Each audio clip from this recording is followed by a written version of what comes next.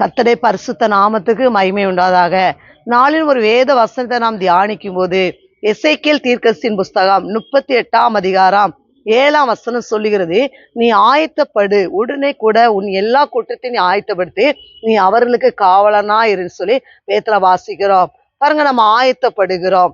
நம்ம என்ன செய்யறோம்? இன்னைக்கு ஒரு கல்யாண வீடு வந்தா நம்ம காலையிலே நம்ம என்ன செய்வோம்? நாம் ஆயத்தப்பட்டு செல்வோம். மத்தியான நேரத்துல ஆயத்தப்பட்டு செல்வோம். அந்த நாள் முழுவதும் அப்படி என்ன செய்யணும்? நமக்கு போய்விடும். அப்ப பார்க்கும்போது நாம் கர்த்தருடைய சமூகத்துல நாம் ஆயத்தப்பட வேண்டும். வேதாந்தத்துல அநேக நபர்கள் ஆயத்தப்படுறாங்க. அதுல ஒரு நபரை குறித்து நான் சொல்ல ஆசைப்படுகிறேன்.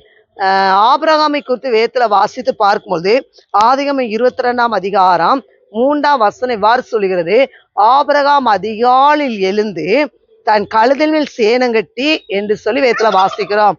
அப்படின்னா ஆபிரகாம் அதிகாலையில் எழுந்து அவர் கர்த்தர் ஒரு மலைக்கு அவரை போக சொல்லுகிறார்.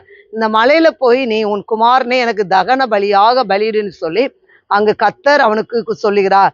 சொன்ன உடனே அவன் கீழ்ப்படுகிறான். உடனே அவன் ஆபிரகாம் அதிகாலையில் சேனம் கட்டி, கழுதை மேல் சேனம் கட்டி. இது எப்படி பார்க்கும்போது நம்ம அதிகாலையில் எழும்புறோம். நம்ம என்ன செய்யணும்? நம்ம தூக்கத்தை நாம் வெறுக்கணும், கட்ட வேண்டும். அது மாத்திரமல்ல, தூக்கத்தை மாம்சத்தை கட்டி நாம் என்ன செய்யணும்? நாம் ஆண்டுடைய சமத்துல போய் நாம் என்ன செய்யணும்? இருக்க வேணும். இவன் போய் கர்த்தருடைய வார்த்தைக்கு ஒவ்வொன்றாய் கீழ்ப்படுகிறான். ஏன் இவன் கீழ்படினா? கர்த்தரை குறித்த ஒரு பயம் இருந்தது. அங்க கடைசி அதே அதிகாரத்துல பார்க்கும்போது நீ தேவனுக்கு பயப்படுகிறேன் என்று சொல்லி அங்கு வேதத்துல வாசிக்கிறோம்.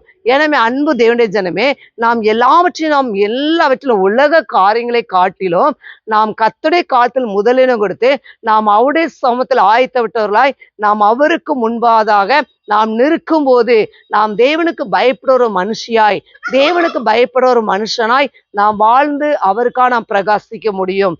எனவே கர்த்தர் தாமே உங்களை ஆசீர்வதிப்பாராக. ஆமென்.